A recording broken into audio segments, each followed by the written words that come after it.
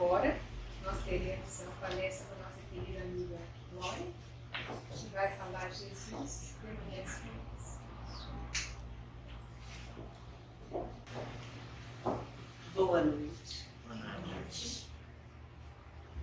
Hoje nós vamos refletir sobre um tema que ele é muito profundo, que é Jesus está conosco, permanece conosco.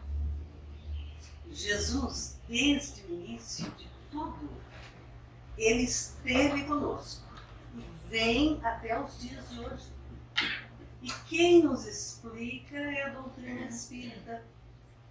Estudando o Evangelho segundo o Espiritismo, estudando a doutrina espírita, estudando o Evangelho segundo Marcos, Mateus, Lucas, João, nós vamos chegar a essa conclusão. Jesus permanece conosco. Então vamos ver, vai clarear bem. Por quê? Porque ele permanece conosco em espírito. Em espírito. Agora, para aqueles que querem uma volta do Cristo aqui, materializado, encarnando ou sendo um milagre aparecer lá dos altos, isto jamais vai acontecer. Porque Jesus já cumpriu todo esse trabalho evangélico na Terra, continua através daqueles que sempre são enviados. Nós temos centenas de criaturas, milhares, no mundo todo pregando a palavra de Jesus, de alguma forma. E o mais importante, existe o Evangelho. Basta que leiamos linha por linha, com atenção, que nós vamos ver as verdades. Então não tem por que vir e apreciar esse caos que muitas vezes se apresenta em nossas vidas. Mas esse caos depende também do nosso trabalho. do nosso esforço, para que o Cristo não tenha que continuar se sacrificando, porque a descida do Mestre à terra foi sacrificial. O espírito da elevação de Jesus, para chegar aqui na terra, ele tem um trabalho imenso. É a redução em todos os sentidos, até poder conviver conosco. Que daí vão surgir aqueles vícios, né? Morriam de inveja do pobre do Cristo que estava ali fazendo um trabalho para todos nós. Mas então nós vamos ver que, segundo o Evangelho de João, primeiro capítulo, ele vai nos explicar quem é Jesus. Daí ele dizia assim: no princípio havia o Verbo, e o Verbo estava junto de Deus. Então, como nós podemos ver esse verbo? Esse verbo não é aquele refrão. Verbo é a palavra de indicação. Não. Esse verbo é aquela criatura que já tem capacidade de construir, de assegurar um poder maior do que todos aqueles que possam estar na sua retaguarda, que tem condições morais, divinas, que está em comunhão com Deus, então pode fazer determinadas criações. Então ele é um co-criador em plano maior. E o Verbo estava junto de Deus. Todas as coisas foram feitas por meio dele. E sem ele nada do que se encontra feito se faria. Olha bem aí o feito de Jesus. Tudo. E depois, nele havia vida e a vida era a luz dos homens. O que significa? Vida é o Espírito. E no caso, Jesus, um Espírito pleno, sem se submeter aos limites da matéria. Então essa vida, e essa vida, esse Espírito pleno, era a luz dos homens. O que significa luz? É a sabedoria fundamentada no amor. Observemos quando Paulo viu Cristo. Olha a luz imensa que aquele Espírito apresentou, que ofuscou, ele caiu cego. Por quê? Porque a luz é um extremo de iluminação que nós não temos como avaliar. E essa luz, ela é plena de sabedoria e de amor, resplandecente. A luz brilha na treva e a treva não a reteve. Então todo esse conhecimento, essa vivência, esse poder chegou, mas a ignorância é a treva, não a reteve. Por quê? Porque não tinha como assimilar aquela grandeza naquele momento. Então o que vai acontecer? Aquela treva, que chama-se ignorância, que a criatura tem quando não conhece tudo a respeito do Espírito.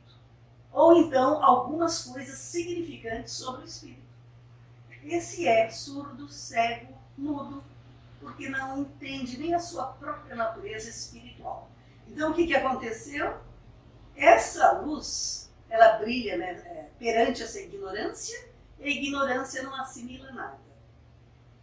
Depois vem, ele, Jesus, era a luz verdadeira que ilumina todo homem que vem para o mundo.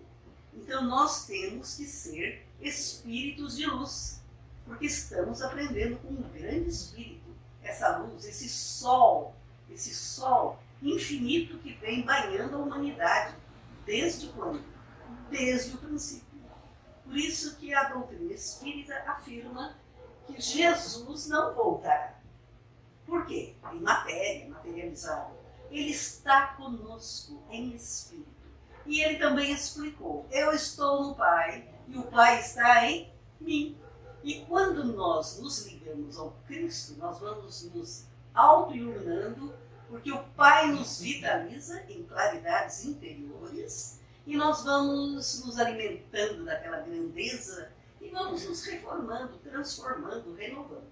Então é uma causa espiritual a nossa vida é espírito. Então vamos ver o evangelista, conforme ele já nos explicou, nós temos esse conhecimento a respeito do Cristo. E nós podemos então retroceder no tempo e ver o seguinte: o que é que nos confirma tanto conhecimento espiritual? Em especial, as revelações que chegaram ao mundo. Nós tivemos 3 revelações. Essas revelações, o que elas faziam, ou fazem e farão sempre? Mostrar coisas ocultas, aquilo que não está ao alcance da nossa vida aqui, naquele momento. E essas revelações chegam justamente para ensinar a parte espiritual para as criaturas. É muito interessante a revelação. E a primeira revelação que tivemos, ela foi da seguinte forma: durou um grande período. E nós vamos nos fundamentar na civilização judaica, porque começa com Abraão, 1800 anos antes do Cristo. Olha bem, lá começa a falar de um Deus único. E juntamente com todo esse conhecimento de Abraão, vai vir até nós profetas, patriarcas e muitos, né? É só pegar o Velho Testamento que nós vamos ver todos aqueles patriarcas: Noé, Isaac, Esaú, Jacó, as 12 tribos, cada uma com seu nome, são todos os nossos patriarcas. Mas também nós temos que pensar da seguinte forma: todos eles falavam de Deus, mas não o Deus como hoje a doutrina espírita, que é a única doutrina que explica Deus. Eles vinham falando de Deus, ouviam os espíritos, entravam em contato com espíritos, mas nenhum dos veio. Pode ver. Às vezes eles falam: um homem apareceu para Ló. Era um homem normal, só que era um espírito. Um anjo apareceu. O que mais que aparecia? Um anjo, Deus, enfim, essas figuras, mas não era Deus. Deus nunca, alguém pode dizer que viu Deus. Jesus dá esse testemunho. Ele fala que o único que viu Deus, ele que desceu do céu. Ou seja, desceu de um plano celestial. Então, o que vai significar o centro de tudo aí, de toda essa revelação, quem vai conduzir o principal vulto é Moisés. Então, o que vai acontecer com Moisés?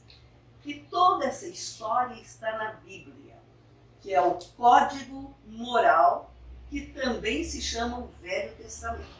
É um código moral, porque é um ensino para a mudança, para a nossa mudança. Então, quem é Moisés? É o grande legislador, grande médium. Quando eu falo grande, é no sentido espiritual. É aquele espírito que tem condições.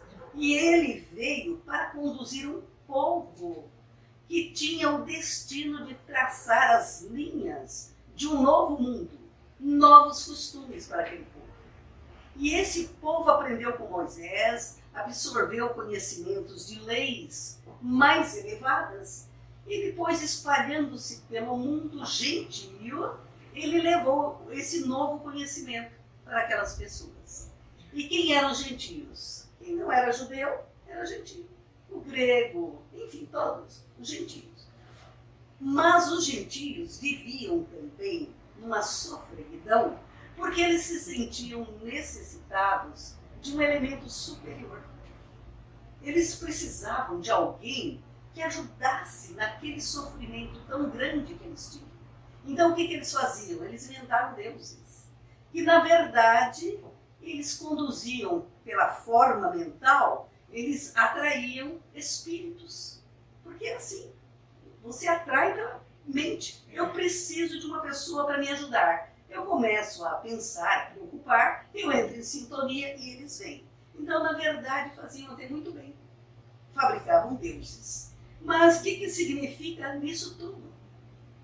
Esse tempo acaba e vem uma segunda revelação para esse povo que já tinha um certo preparo. Então vai chegar aqui Jesus. E quem é Jesus?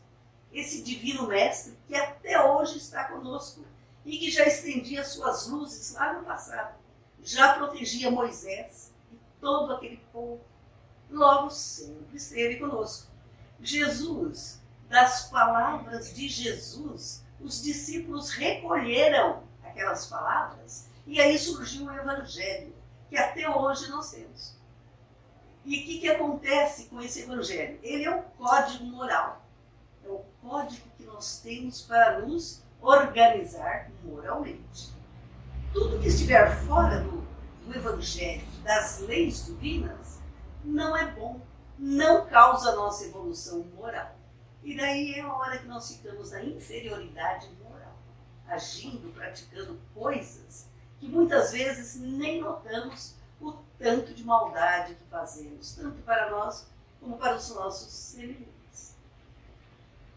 Em seu ministério, Jesus trabalhou muito e ele vem dar um exemplo vivo. Jesus é o exemplo vivo do extremo da luz, do poder, da bondade, da tolerância, e em especial, ele realiza um trabalho extraordinário de uma ação transformadora. Por que transformadora? Porque ela é sustentada num pacifismo inigualável, que nunca ninguém conseguiu agir daquela forma. Pacifismo.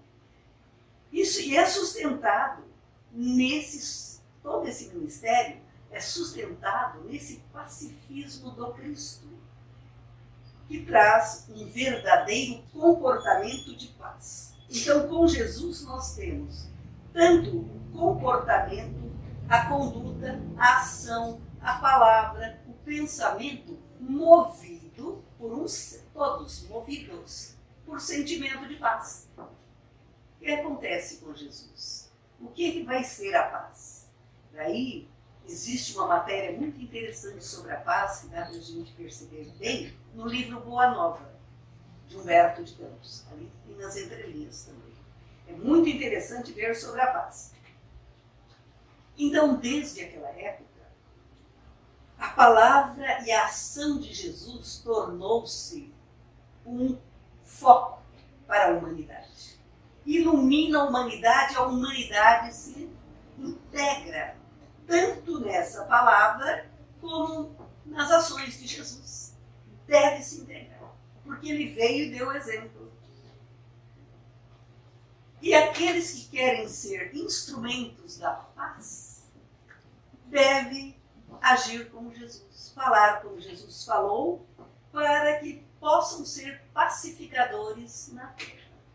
Daí, meus irmãos, nós vamos lembrar que lá no Sermão do Monte existe uma daquelas bem-aventuranças em que Jesus diz: bem-aventurados aqueles que são pacificadores, porque eles serão chamados filhos de Deus. E é por isso que ele é chamado de filho de Deus, porque ele já tem essa paz. Enquanto não tivermos essa paz, tivermos essa inquietação, essa forma de vida que nós não conseguimos governar, administrar, mudar, nós não podemos ser chamados filhos de Deus. Só no momento, a partir do momento que nós, pelo nosso próprio esforço, por orações, por leituras dignificantes, nós conseguimos essa transformação que Jesus veio e fez e conseguiu. Quando nós nos lembramos de Jesus, todos os mártires e até o martírio de Jesus, se nós pensarmos nessa linha, nós vamos entender. Por quê? Porque aquele que sofre o embate na matéria, que tem que perdoar o seu algoz, ele, na verdade, já compreende o espírito. Porque quem sofre não é a pancada, a parte material, atinge o corpo. Então, espíritos como Cristo e outros luzeiros que já apareceram na Terra, e até os mártires, eles já não têm mais esse sofrimento por causa do corpo, porque o espírito está distante dessa condição, não tem esse interesse. Só que nós, quando não temos esse preparo de Jesus, o que nós fazemos? Nós invertemos e já nos adoecemos mais do que já somos. E começamos com aquele ódio, com aquela rebeldia, e aí é que vem o sofrimento, onde estaremos sob o jugo das leis, ação e reação, Não houve perdão, então vamos ter que reparar. Então sempre nós temos que lembrar do Cristo, dos mártires. Quantos morreram para que nós pudéssemos receber essa religião como hoje nós recebemos? Quantos foram para a fogueira? Quantos foram degolados?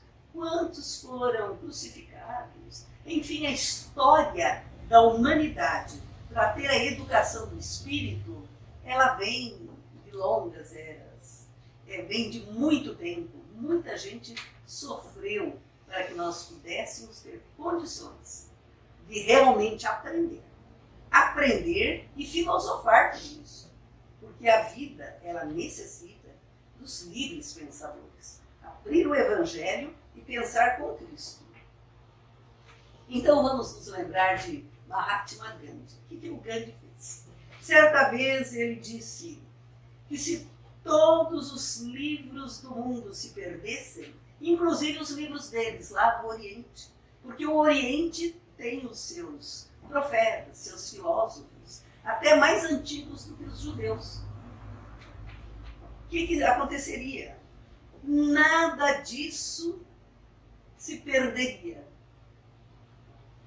Se no mundo se perdessem todos os livros, nada aconteceria de acabar com o conhecimento moral de um código completo, embora sintético, é uma síntese, né? Que é o Sermão do Monte.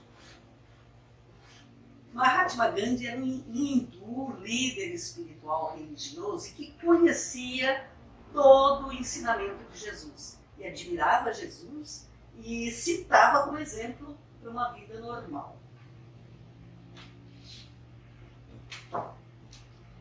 Gandhi reconhecia que o Sermão do Monte era um princípio filosófico, pensamento, sabedoria, espiritual e também um princípio religioso, ou seja, mexe com o espírito, eleva o espírito e liga a criatura a Deus, o religioso. Isto é, esse sermão, ele tem todos esses princípios para a humanidade toda, budista, muçulmano, todos, e não só para cristãos e para o judaísmo. Ele expande esse conhecimento, essa grandeza, essa perfeição que o Sermão do Monte causa para a nossa felicidade, para toda a humanidade. Isso é muito bonito.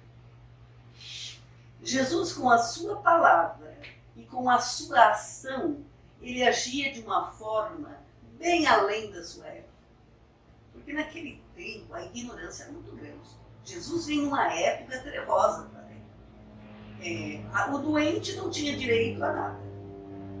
Qualquer motivo já degolavam, como nós vemos.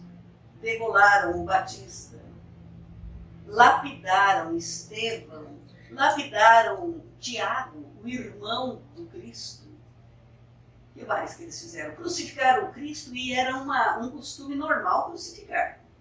Então tem toda uma história. Era muito difícil a área do conhecimento, mas do conhecimento espiritual que interfere no coração. O espírito que tem um sentimento elevado, ele evolui e muito. Mas o espírito que não tem, o que significa? Fica aqui nessa dificuldade, fica lutando, e o progresso moral é muito escasso, minguado, muito pequeno. E Cristo, ele veio e ele agia muito diferente da sua época. Ele tratava as mulheres com muito respeito, com muita dignidade. Ele tratava os marginalizados, os doentes. Ele agia também de uma forma belíssima com os excluídos, que eram os leprosos. Ele tinha muito respeito pelas autoridades, por aqueles que eram aquinhoados de bens. Ele tinha o maior respeito e tratava com dignidade todos. Não havia crítica. E aqui também Jesus, quando ele corrigia sem violência, só pelo olhar, pelas palavras. E ali, aquela estatura moral já condicionava o campo da criatura. Então, quantas vezes Jesus deu essas lições? Em especial com a mulher adúltera. Lembrem-se que ele perguntou, ninguém te condenou? Ela disse, não, Senhor. E ele disse, eu também não vos condenarei. Ide e no futuro não pequeis mais. Ou seja, toda essa misericórdia para conviver com todos. Com os políticos da época, é tanto que nós também podemos dizer o seguinte, por causa dos ensinos espirituais tão elevados, por causa dos exemplos tão sublimes que Jesus vivenciou na Terra, é que aquela época deu início a uma separação. Tudo o que houve antes do Cristo e depois do Cristo. Antes do Cristo e depois do Cristo, a história da humanidade. Porque até ali ninguém tinha falado em amor. Quem veio trazer o amor à Terra foi Cristo. Pelo contrário, era um ódio, olho por olho, dente por dente, qualquer ação, muito distúrbio social, muita ganância, muita injustiça e desumanidade. Mas com o Cristo na Terra, deu início a um novo caminho para os corações e para as consciências.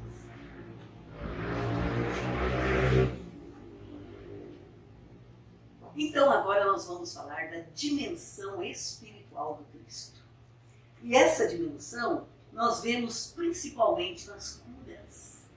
Mas as curas, muitos pensam, Jesus era um belo curandeiro. Eu também já pensei assim, muitas vezes. Custei para chegar nesse ponto, porque tem que estudar e ver realmente a história do Cristo. Ele não era um curandeiro, ele era um espírito que agia na alma. Por isso que ele é o médico das almas, o médico dos espíritos. Ele age na alma. Até hoje somos curados pelo Cristo, porque são os espíritos benfeitores que vêm através do poder do Cristo e faz todo esse trabalho junto de todos nós. Então o que acontece? Ele com esse poder, ele agia diretamente na parte espiritual. Porque a doença está na alma, não está no corpo. O corpo filtra. Quando uma alma se eleva, ela tem condições, que já não tem aquele malefício do egoísmo, do orgulho, ela mesma cura o seu próprio corpo, onde ela faz esse estágio que nós estamos fazendo. Então, o que significa essa dimensão espiritual do Cristo?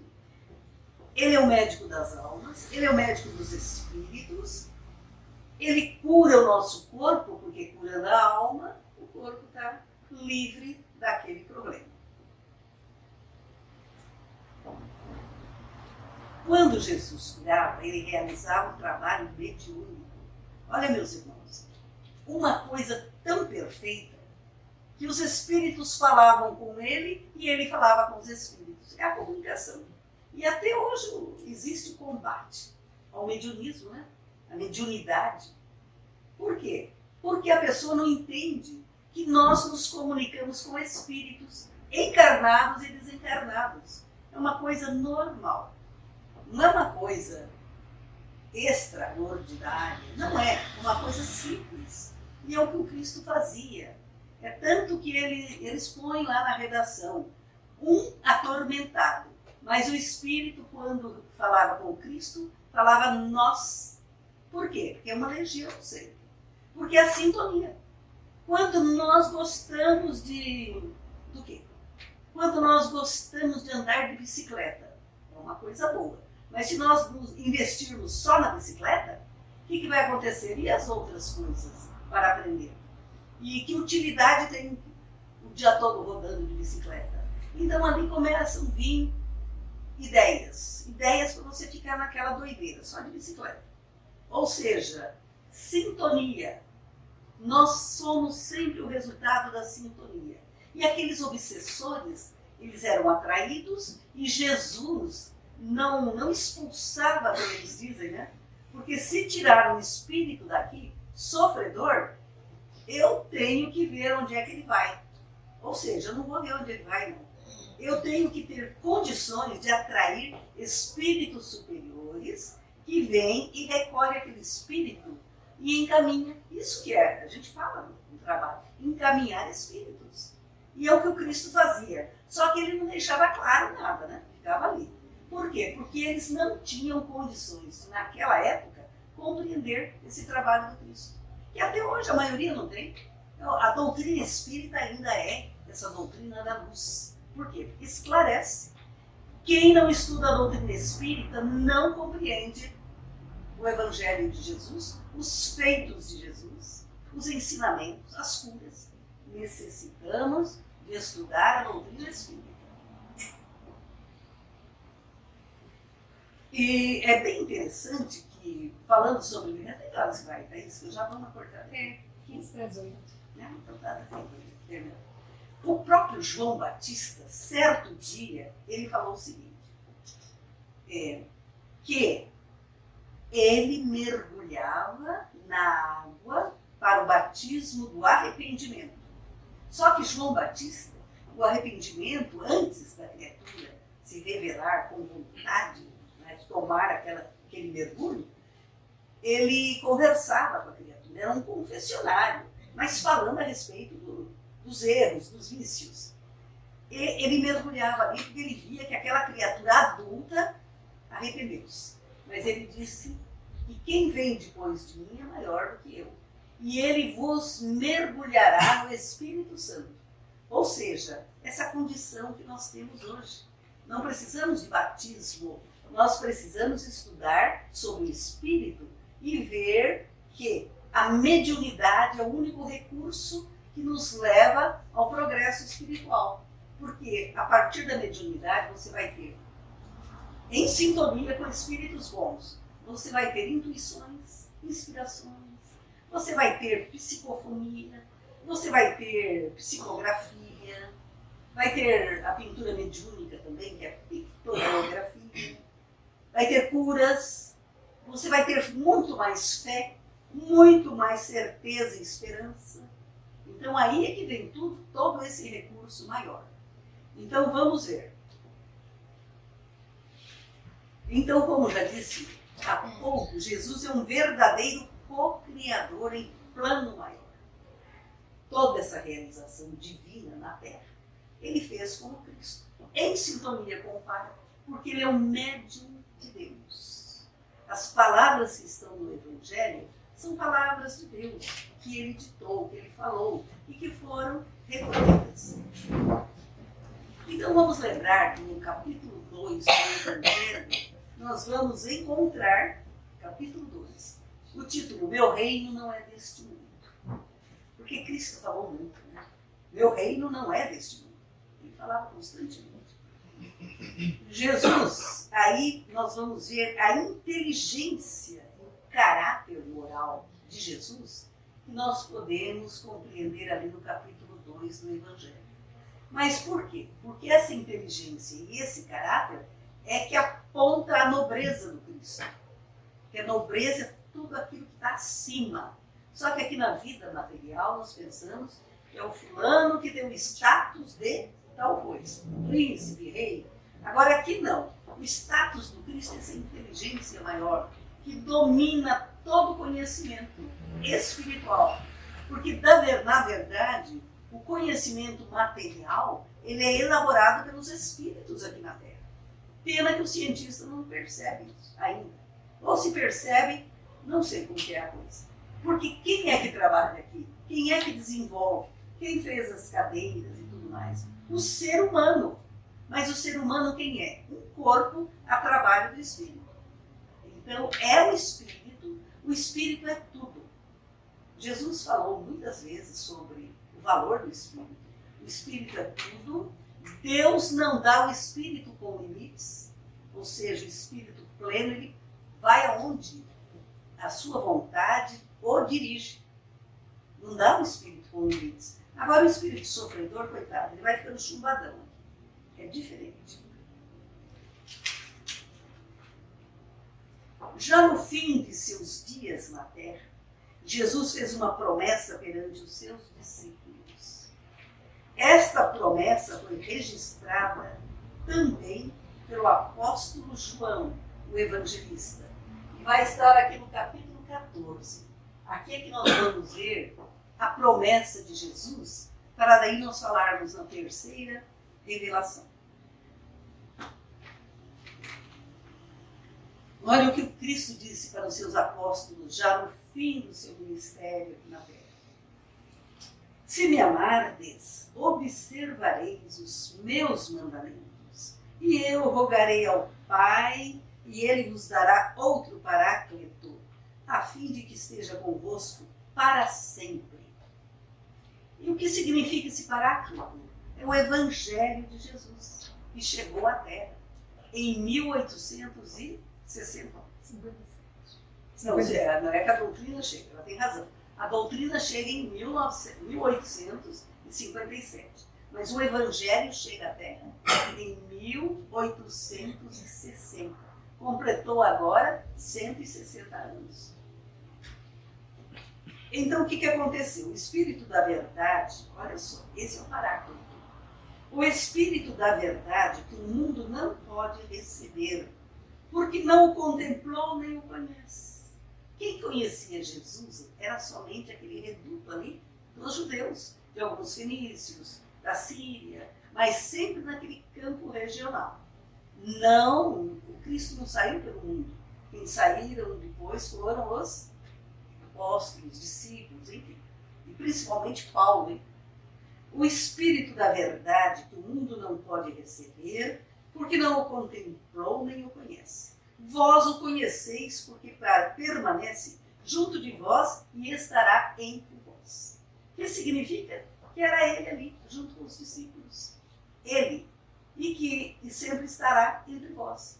O Espírito continua. Não vos deixarei órfãos. Então o nosso Mestre vai continuar conosco. Venho para vós. E continua. Ainda um pouco e o mundo não mais me contempla. Vós me contemplais. Porque eu vivo e vós vivereis. Ou seja, o Espírito eternamente vive. Naquele dia vós sabereis que eu estou em meu Pai e vós estáis em mim e eu em vós. Olha a trilogia. Uma trilogia. Ou seja, a fé nos une a essa comunhão maior. Essa comunhão divina, poderosa, que nos move. Não só a pessoa que tenha essa condição, como toda a psicosfera ao seu redor. São essas pessoas, né? Como João Batista,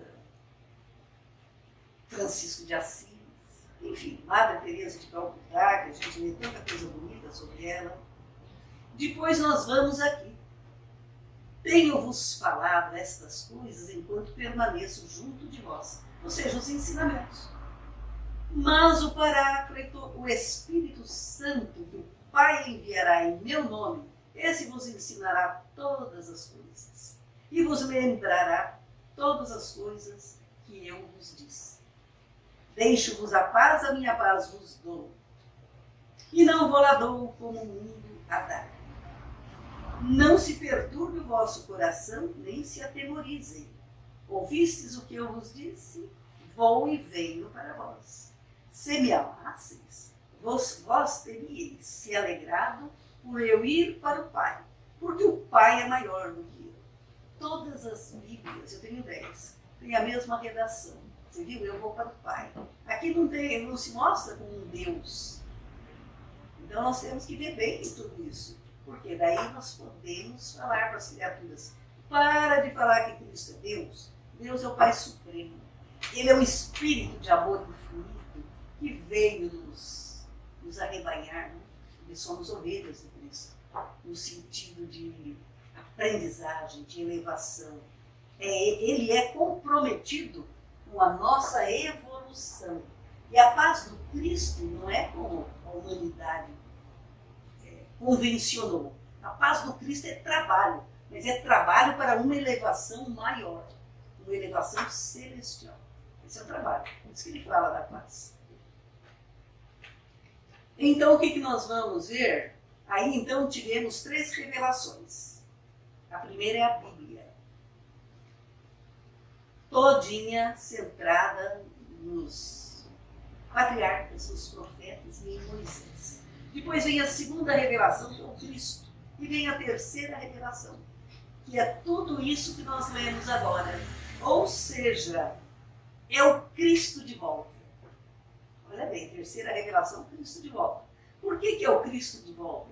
Porque é o Evangelho, a doutrina do Espírito da verdade. É a doutrina do Espírito da verdade. E o que acontece aqui? Todos foram anunciados. Lá no Velho Testamento, os profetas anunciaram Jesus. E Jesus, quando veio, anunciou o Espírito da verdade. Toda essa estrutura que é a doutrina espírita.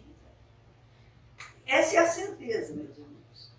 O Evangelho do Espírito da verdade interpreta o Evangelho de Jesus. É um Evangelho no outro Evangelho.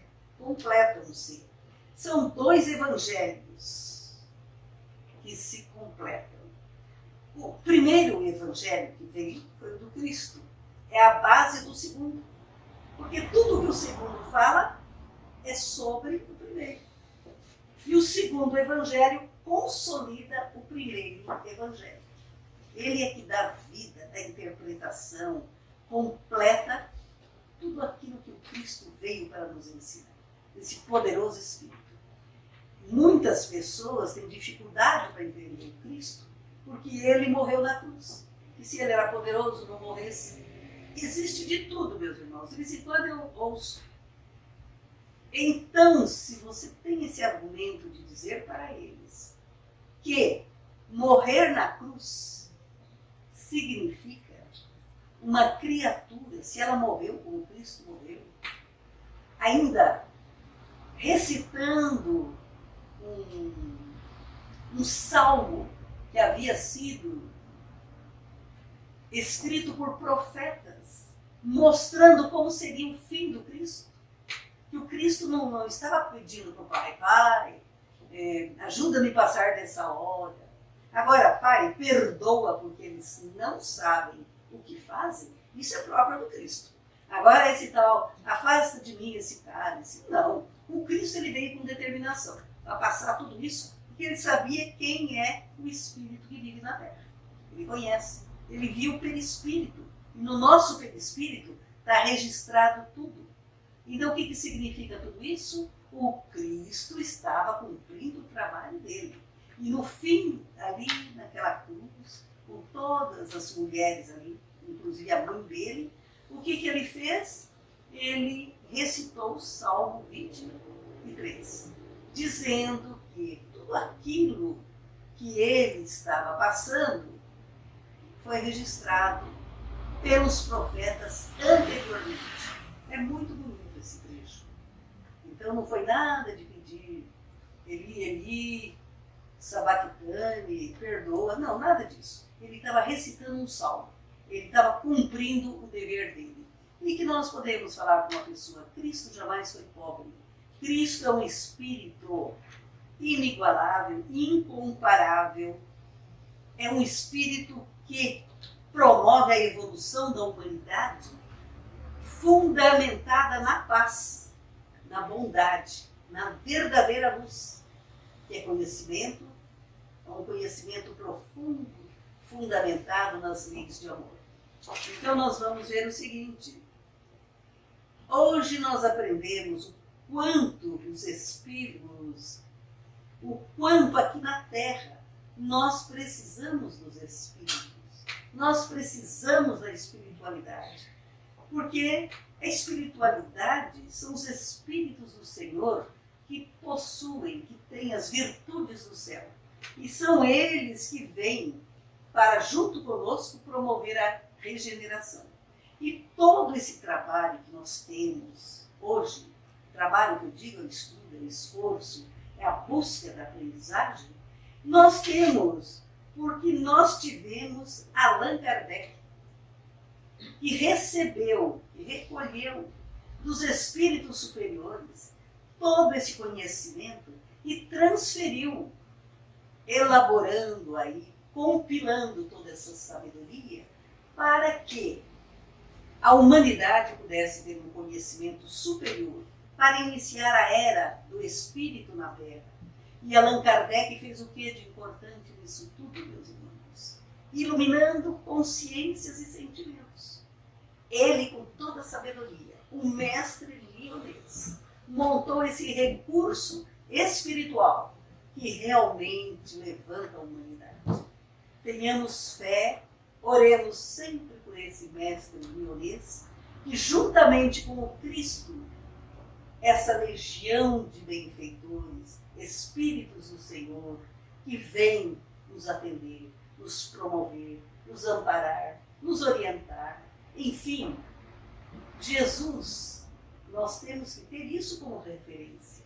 A referência de que Ele cuida de nós, de que Ele trabalha a nossa evolução espiritual, que Ele está conosco, que Ele permanece conosco.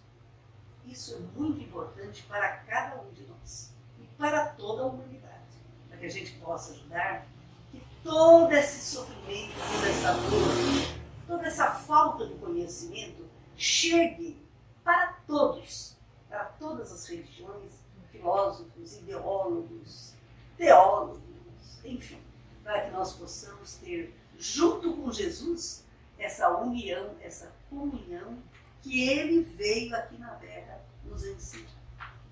São as palavras para a noite de hoje. Agradeço, hein? Muito obrigada. Linda palestra. Linda palestra. Muito profunda. Hoje nós vamos fazer também uma prece final cantada. Não dá para a gente pensar em Jesus sem lembrar de Maria. O nascimento de Jesus, Natal, e nos lembrarmos de Maria. Então eu vou pedir para a Denise, a nossa querida amiga, que ela possa encerrar a nossa palestra de hoje. Deus me ajude. Cantando a música A padroeira, né? Inclusive, o meu repertório é só essa, né? Então, obrigada pelo convite. Vamos entrar no clima, né? Dessa música aqui, que é tão significativa para nós, né? Lembrar da Mãe de Jesus.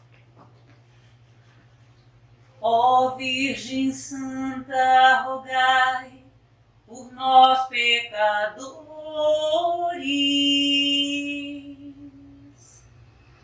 junto a Deus Pai, livrai-nos do mal e das dores. Que todo homem caminhe tocado pela fé, vindo da graça divina, esteja onde estiver. Abençoai nossas casas, as águas, as matas e o pão nosso, a luz de toda manhã, o amor sobre o ódio, iluminai a cabeça dos homens, te pedimos agora, e que o bem aconteça, Nossa Senhora.